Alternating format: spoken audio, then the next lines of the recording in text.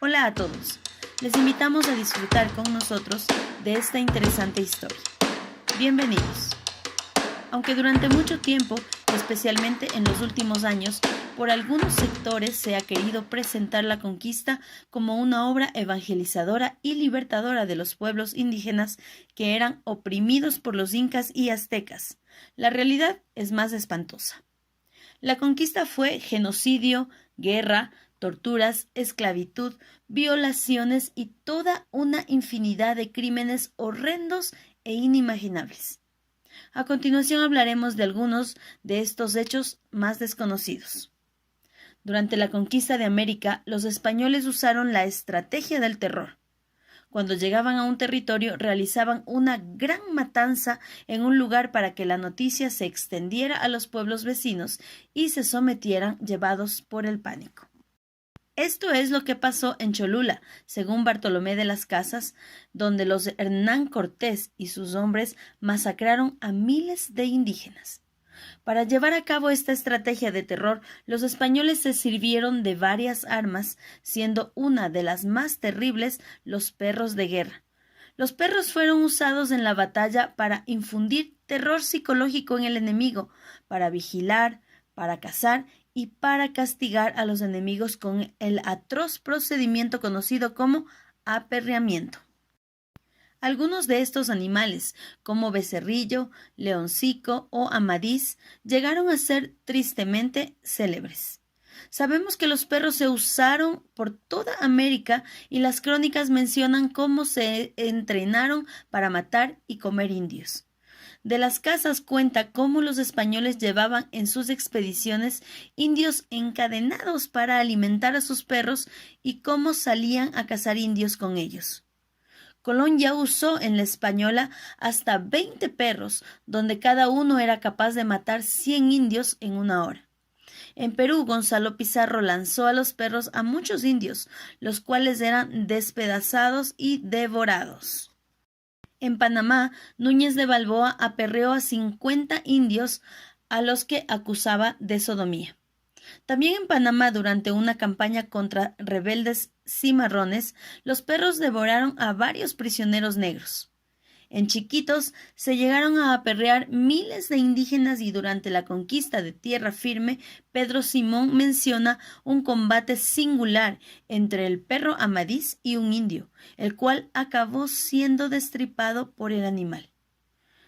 Pero no fueron los aperreamientos las únicas atrocidades que los españoles hicieron en América.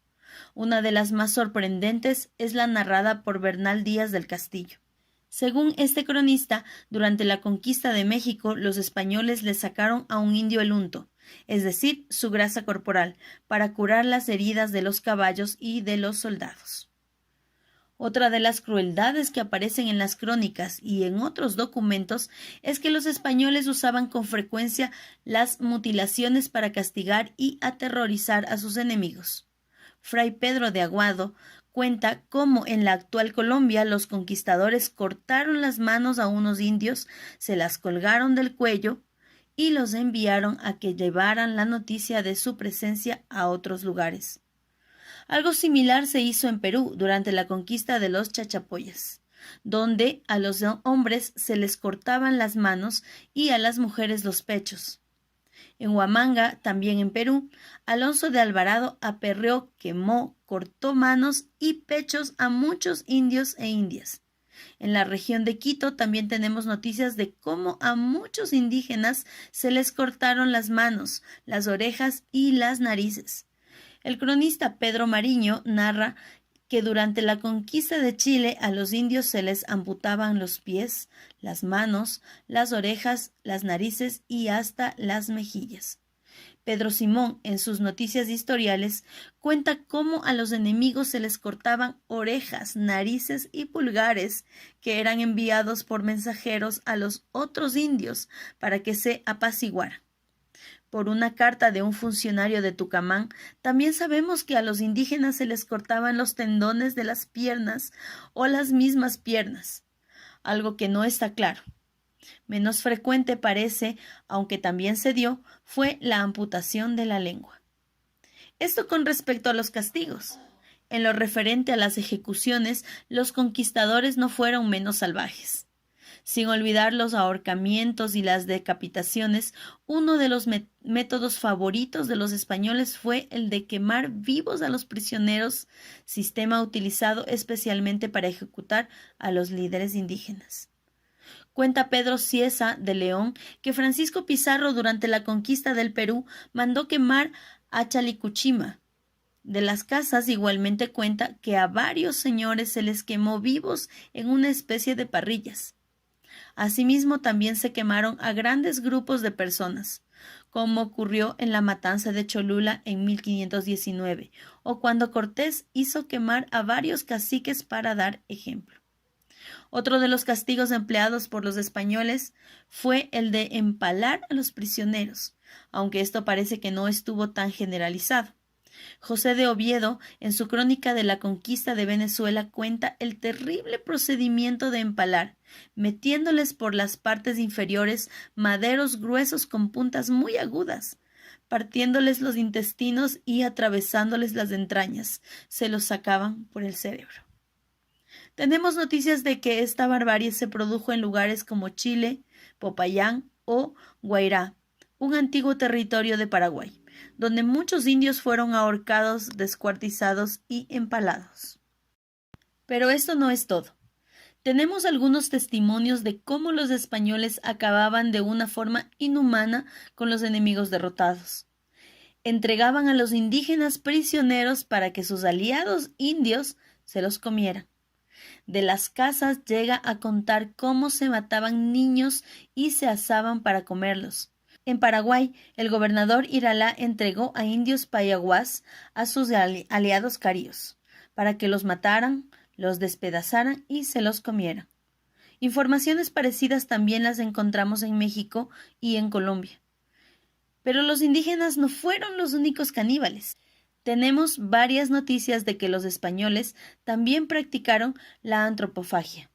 El cronista López de Gomara cuenta cómo en Veragua unos españoles hambrientos se comieron caballos y perros, luego a un indio y más tarde a otros españoles.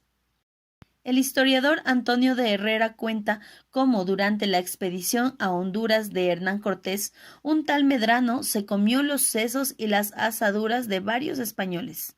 Asimismo sabemos que en Buenos Aires unos españoles se comieron los cadáveres de unos compatriotas que habían sido colgados. Junto a estos crímenes hubo otra crueldad derivada de las guerras de conquista, la esclavitud. Desde la llegada de Colón a las Antillas en 1492, se comenzó a esclavizar a los isleños, muchos de los cuales eran enviados a España, y un gran número de ellos morían durante el viaje.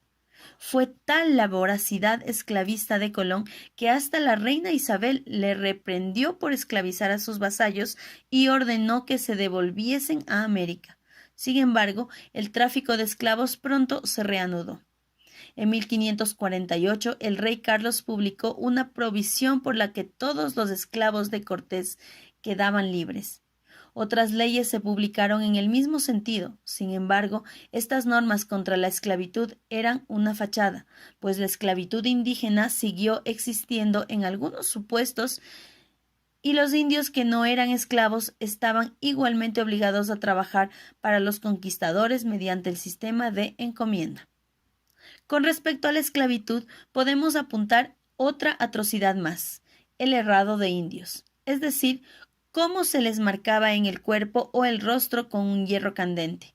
Cuenta Díaz del Castillo que durante la conquista de México se herró a los esclavos a los que se refiere como piezas con un hierro con la marca G de guerra, pero que los soldados escondían a las indias más hermosas y se las quedaban.